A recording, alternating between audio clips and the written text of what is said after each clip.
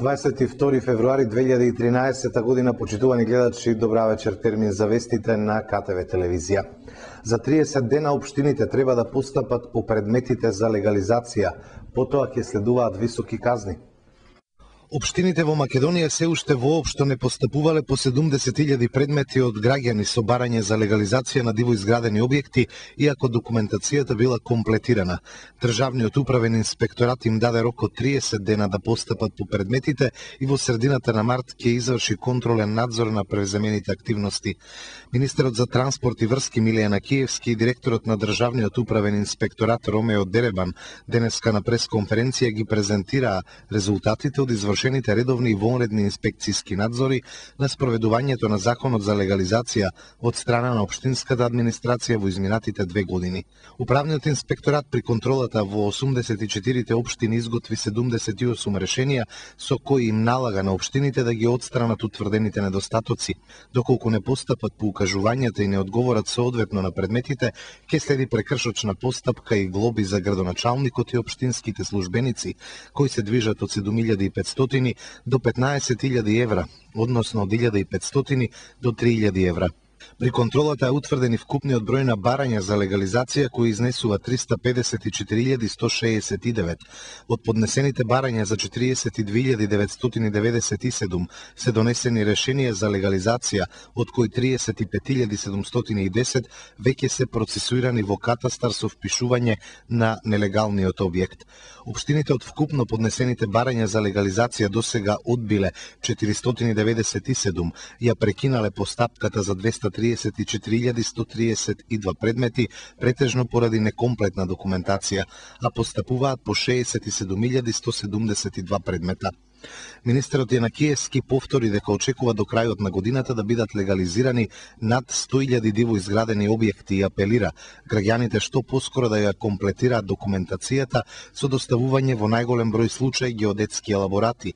Со последните законски измени, рокот за комплетирање на документацијата со елаборат истекува во јуни следната година. По тој датум граѓаните или фирмите што поднеле барање за легализација го губат таквото право. Ке се казнуваат кандидатите за градоначалници и советници ако предвреме спроведуваат изборна кампања.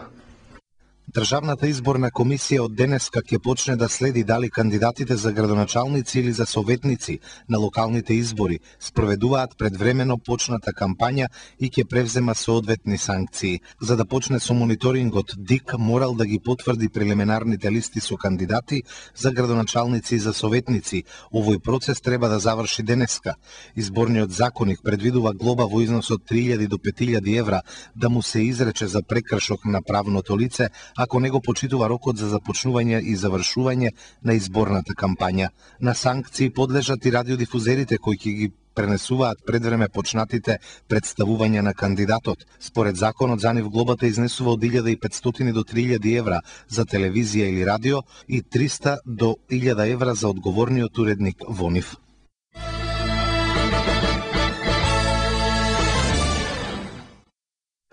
Делегација на општините Росоман, Кавадарци, Неготино и Демир Капија се подготвува за тиквешката вечер во Кушадаси. Делегација на општините Росоман, Кавадарци, Неготино и Демир Капија интензивно се подготвува за тиквешка вечер во Кушадаси, Република Турција. Делегацијата е составена од советници, бизнисмени и представници на КТВ кои ќе се погрижат целиот настан да биде регистриран во документарна емисија. Целта, како што вели организаторот од општина Росоман, е да се представи традицијата на тиквешијата, да се реализира дружба со нашите иселеници и да се продлабочи соработката со Измир и Кушадаси. Делегацијата од тиквешијата во Турција ќе престојува од 1 до 3 март. Првиот ден ќе биде сместена во Измир, нашите 25 представници ќе имаат доволно време да ги посетат институциите со кои веќе имаат воспоставено соработка и да преговараат на тема бизнис план и размена. Следните 2 дена на кои се става и акцентот е реализацијата на тиквешката вечер која од Измир се сели во Кушадаси. На истата пред присутните ќе се презентира традиционалното тиквешко јадење, вино и специјално подготвената вечера. Домакините од Кушадаси и нашите иселеници ќе ја вкусат традицијата. Ќе се обидеме да оствариме пат за пласман на традиционално подготвените зимници и бизнис соработки кои сепак се водечка релација, вели организаторот од Росоман, кој потенцира дека од друга страна, значи Турција, организацијата е во рацете на Аднан Јетишки, веќе докажан пријател на општина Росоман. Инаку соработката помеѓу Измир и Росоман успешно трае веќе 4 години. По посетата сега во март ќе се реализира уште една во април со гостувањето на културно-уметничкото друштво на Росоман, кој пак по настапот во Турција во август продолжува во Хрватска.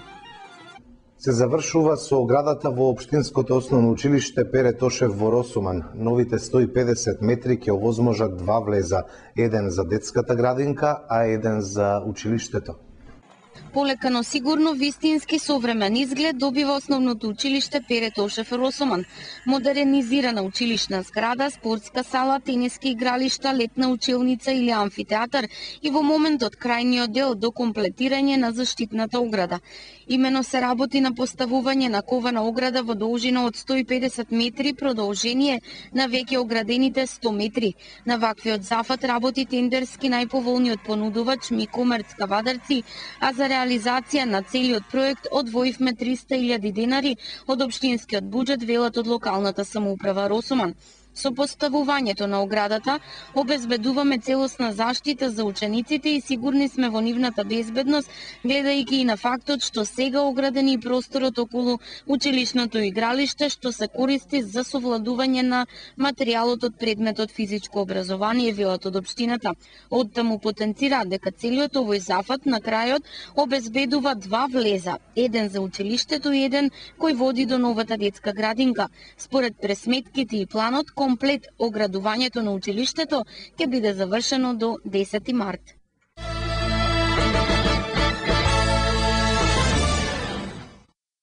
Албанска делегација синоќа беше во посета на фамилијарен бизнис во неготинското село Тимјаник.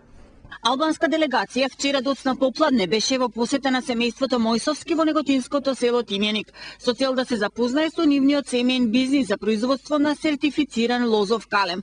Делегацијата беше составена од албански универзитетски професори, представници на Албанското министерство за земјоделство, како и земјоделци од Република Албанија. Нашата земјоделска компанија Агрокалем веќе неколку години успешно се бави со производство на лозови калеми за потребите на лозарството во земјава.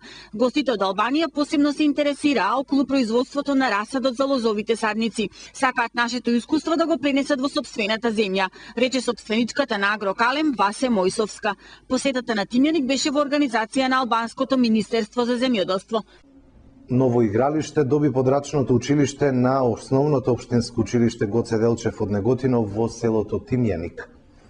Ново игралиште добија 68 ученици од училиштето во неготинското село Тимјаник, кое е подрачно на основното општинско училиште Гоце Делчев од Неготино. Задоволството од реализацијата на овој проект го изрази ВД директорката на Гоце Делчев Весна Јованова. Игралиштето ќе се користи за мали спортови, мал фудбал, ракомет, одбојка и кошарка. Тоа е од голема важност, бидејќи овде учениците ќе можат да ги реализираат часовите по физичко и здравствено образование. Воедно и младите мештани ќе имаат услови да спортуваат и правилно да го насочат својот развој, рече Јованова. Игралиштето е направено со средства од блок дотации кои училиштето ги добива од Министерството за образование. Синоќа во Неготино беше изведена театарската представа Сомнително лице во режија на Павле Трпков, а со актери од театарот Ацо Ѓорчев од Неготино. Представата Сомнително лице од Бранислав Нушиќ во режија на Павле Трпков синоќа премиерно беше изведена во Центарот за култура Ацо Ѓорчев во Неготино. Режисерот Трпков рече дека во она што го согледал во класиката на Нушиќ е дека љубовта ги победува предрасудите. Критиките за представата од страна на публиката беа позитивни, а и присуството на бројните гости покажа дека неготинската публика уме да ја цени и почитува уметноста. Трудот кој го вложиле членовите на театарот Ацо Ѓорчев заедно со режисерот ќе остане во долго сеќавање и ќе биде сатисфакција сатисфакција за нови освојувања во просторот на театарската уметност. Инаку театарската представа Сомнително лице е една од најизведуваните представи во театрите во нашата земја па и пошироко.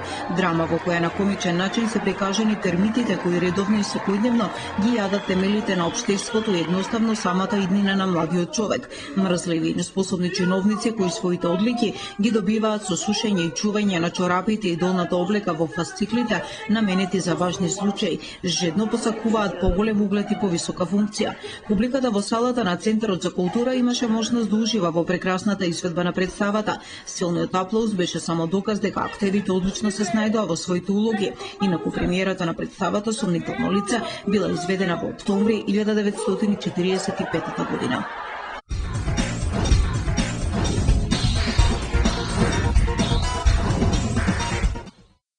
Македонија ќе го предлага Филип II за домаќин на Суперкупот во 2016 година. Македонија ќе подготви кандидатура до УЕФА за организатор на фудбалскиот Суперкуп. Во овој Суперкуп се надигруваат европскиот шампион и шампионот од Лига Европа. Од Фудбалската федерација на Македонија известија дека ќе ја преземат целосната одговорност околу организацијата на елитното надпреварување. Извори од ФФМ кажуваат дека за такво надпреварување најпрво е потребна реконструкција со што би се комплетирала арената и тоа би чинело околу 20 милиони евра. Фени Индустри гостува на Струмица. Последниот надпревар на Фени, каде извојуваа победа над Куманово на домашен терен, е дополнителен стимул за подобра игра против силната Струмица. Кавадарчани полни со ентузијазам и жедни за нова победа ќе ги одмерат силите со струмичани утре со почеток во 18 часот во салата Парк Струмица. Лино Червар најави борба за голема победа. Избраниците на Червар во недела во 17 часот во спортскиот центар Борис Трајковски се среќаваат со Силкеборг. Предводникот на Металург Лино Червар извести дека во тимот на Силкеборг играат 5 дански репрезентативци и дека таа формација не им одговара, но тоа не значи дека Металург треба да се предаде. Македонскиот шампион Металург во недела има шанса да стигне до второто место во групата.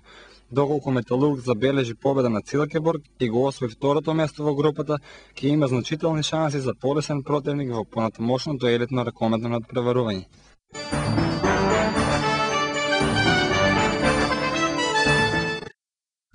Утре во утринските часови ќе има појава на слаба магла, во текот на денот ќе биде умерено облачно и потопло за овој период од годината. Во вечерните часови ќе има услови за слаби врнежи од дожд, а врнежи од снег ќе има на надморска височина од над 2000 метри.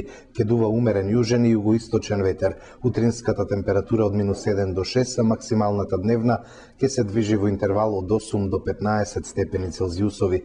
Под влијание на влажна и топла воздушна маса од Медитеранот, од недела до вторник во Македонија ќе има повремени врнежи од дожд кои наместа ќе имаат и пообилен карактер. Локално ќе биде нестабилно со пороен дожд, грмежи и засилен ветер. Минималните температури ќе се движат во интервалите од 3 до 10, а максималните од 6 до 16 степени. Дожд за викендот, ова беше петочното издание на вестите. Имајте секој добро со нашата програма.